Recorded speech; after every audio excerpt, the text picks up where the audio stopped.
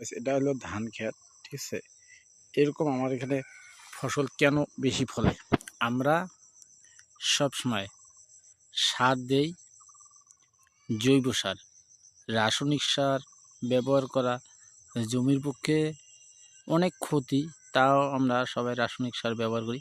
তো জৈব সার ব্যবহার করলে এরকম ধানের ফলন হবে। দেখছেন কীরকম ধান হয়েছে, দেখেন আমার ধান ক্ষেতগুলো দেখেন কীরকম রাসায়নিক সার ব্যবহার করলে এটা ধান ক্ষেত।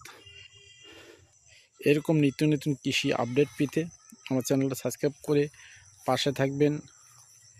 আমি এরকম নিত্য দেখেন ধান ক্ষেত কত ধান হয়েছে, দেখছেন কীরকম ফলন হয়েছে। রাসায়নিক সার আর জৈব সার অনেক পার্থক্য।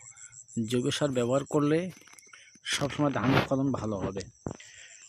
তা সবাই জৈব সার ব্যবহার করুন, এরকম ধান ফলান। কৃষি বুঝতে পারছেন, কৃষি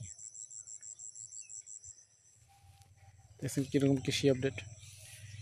এরকম নিত্য নতুন কৃষি আপডেট পেতে আমার চ্যানেলটা সাবস্ক্রাইব করে পাশে থাকেন। আমি নতুন নতুন কৃষি আপডেট আমার চ্যানেলে নিয়ে আসতেছি, সবাই দেখবেন ও জানবেন।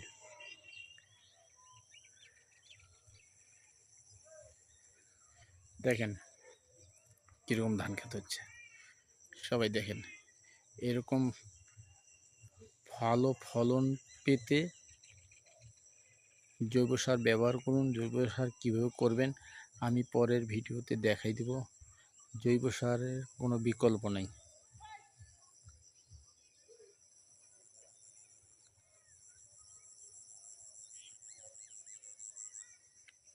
এবার ধানের বাম্পার ফলন, আমরা জৈব সার ব্যবহার করছি, জৈব সারের জন্য এবার বাম্পার ফলন। এরকম জৈব সার ব্যবহার করুন, আপনাদের ফসল ভালো হবে।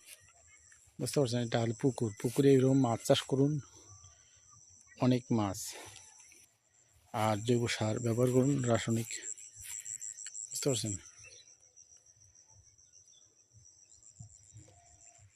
সবসময় জৈব সার ব্যবহার করুন, এরকম সুন্দর ফসল হবে। ফসল জৈব সারের ফসল অনেক ভালো হয়।